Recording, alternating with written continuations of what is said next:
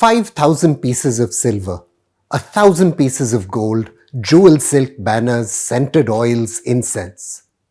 In Tamil, Persian, and Chinese, the great stone inscription borne across the seas by the Grand Eunuch Admiral Zheng He recorded the gifts of Zhu Di, third emperor of the Ming dynasty, to Buddha, to the Hindu god Tenavare Nayanar, and to the light of Islam. The Ming fleet, the inscription records, had escaped disaster or misfortune and journeyed in safety. The gifts were thanks to the gods. Veera Alakeshwara, the Sinhala king, had reason to be a little suspicious of this Chinese show of piety. 5 years earlier, in 1405 CE, when an enormous fleet of 62 Ming ships bearing 28,000 soldiers first arrived off Sri Lanka's coast, Zheng He had sought to obtain the tooth relic of the Buddha, which signified the island ruler's sovereignty. Admiral Zheng had since handed out gifts to local chieftains and cultivated religious leaders. Zheng's inscription was dated to the regnal years of the Ming emperor, not the Sinhala king. It was a grave insult to Alakeshwara's authority. The king plotted his vengeance. What happened next holds out important lessons for New Delhi as it seeks to craft a strategic response to the economic implosion of Sri Lanka. Xi Jinping, China's president, has cast himself as the custodian of an imperial tradition which once cast a shadow across what we now call the Indo-Pacific. The story is important though, not just for teaching us about China's imperial ambition, but why those ambitions failed. From 1405 to 1433, Admiral Zheng led 7 expeditions into the Indian Ocean. At the high noon of Ming power, the emperor's navy defeated the pirate king Shen Chui on the Straits of Malacca, put down Sikandar, the usurper prince of Sumatra, and dealt with kings in Kozhikode and Kochi. The emperor's envoy, the historian Tansen Sen has recorded, even ordered Bengal warlords Jalaluddin Shah and Ibrahim Shah to cease raiding each other. Alakeswara, who attempted to lure Zheng into an ambush, ended up being captured along with his family and taken in chains before the Ming emperor. He was eventually set back home but ousted from power. From that time on, historian Lorna Devarajan reports a contemporary manuscript as recording, and I quote, "The barbarian nations across the seas showed themselves more submissive to the majestic virtue of the Son of Heaven." President Xi's plans to seek similar geopolitical deference aren't a secret. The People's Liberation Army's navy has invested in creating logistical assets from Djibouti to Gwadar and Hambantota. China's naval capabilities have expanded dramatically, and it now has the world's largest military fleet.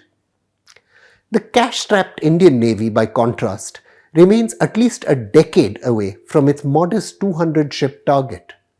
Even the United States Navy's budget has raised questions on its ability to counter the PLA Navy in the Indian Ocean. Generations of Indian diplomats, scholar P. Venkateshwar Rao has noted, saw India as the security manager of South Asia. China's growing economic influence and military muscle raise fundamental questions about India's ability to keep playing that role. The question then is, how ought India respond to challenges in its neighborhood like Sri Lanka? To answer that question, it's first important to understand that China's controversial investments in Sri Lanka aren't the cause of its problems. From the 1950s on, Sri Lanka's revenues from exports allowed it to generously subsidize food, health, and education. The country consistently outperformed the region on its social development indicators. Sri Lanka's economy opened up in 1977, drawing in generous flows of external aid and allowing its governments not to worry too much about raising revenue. Aid flows, though, began to shrink from 1999 when Sri Lanka was declared a lower middle income country. The country's long civil war, which ran until 2009, also strained government resources. Even though balance of payments problems had always been a regular feature of Sri Lanka's economy, the country had to take bailouts from the International Monetary Fund 16 times from 1965. They now became more pressing and difficult to manage. The Sri Lanka government, scholar Yolani Fernandez has shown, turned to commercial market borrowings to make up the difference between revenues and spending. In 2004, international commercial borrowings were just 2.5% of Sri Lanka's foreign debt. In 2019, that figure was up to 56%.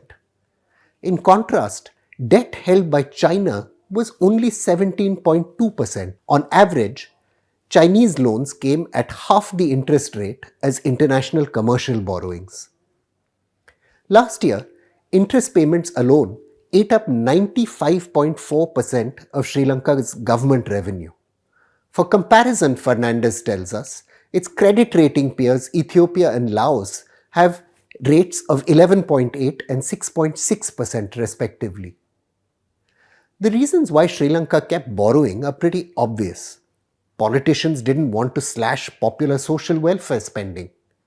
To make things worse, President Gotabaya Rajapaksa put in place deep tax cuts, which led to an international credit downgrade. Then came the pandemic, followed by an agriculture-destroying decision to end the use of chemical fertilizers. Even though New Delhi has been generous, giving Sri Lanka a $1 billion lifeline, it doesn't take a genius to see why no amount of Indian aid will purchase a relationship which excludes China.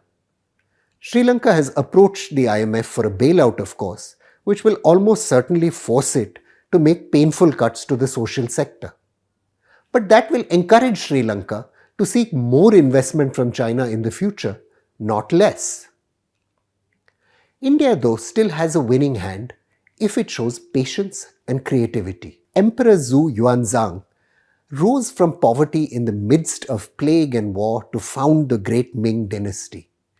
In 1373, his borders secure, the founder of the Ming dynasty advocated against foreign expansionism. I quote a letter he left his successors. "The countries of the southern barbarians are separated from us by mountains and seas. If they were so unrealistic as to disturb our peace, it would be unfortunate for them. If they gave us no trouble and we moved troops to fight them unnecessarily, it would be unfortunate for us." I am concerned, the founding emperor wrote, that future generations might abuse China's wealth and power to covet the military glories of the moment, to send armies into the field without reason.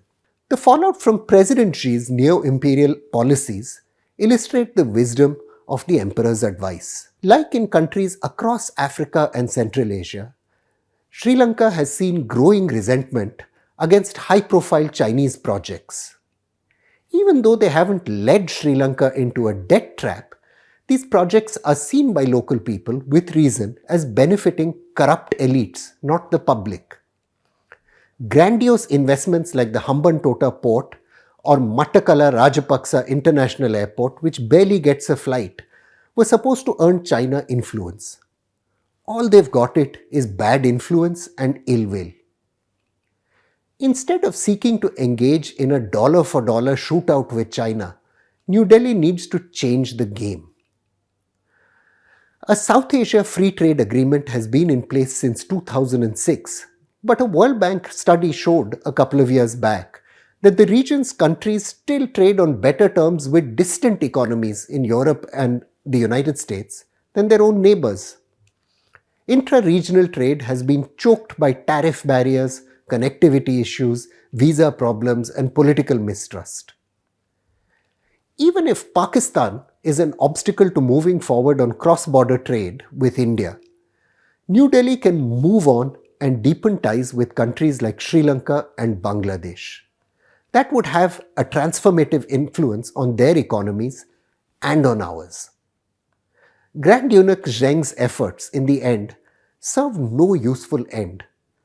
Chinese traders and trade networks were already well established in the ports he visited and needed no naval force to defend them. His ships eventually turned homeward from Kozhikode in 1435. and Zhang passed away and was buried at sea. Emperor Zhu Gaoqi eventually ended these expensive and pointless maritime power projection exercises, leaving India's world pretty much unchanged. That probably will be the fate of President Xi Jinping's adventures in Sri Lanka and other Indian neighbors. India needs to find a smarter way to deepen and build its engagement with partners in the region rather than spending its energies fighting China. I'm Praveen Swami and I'm National Security Editor of ThePrint.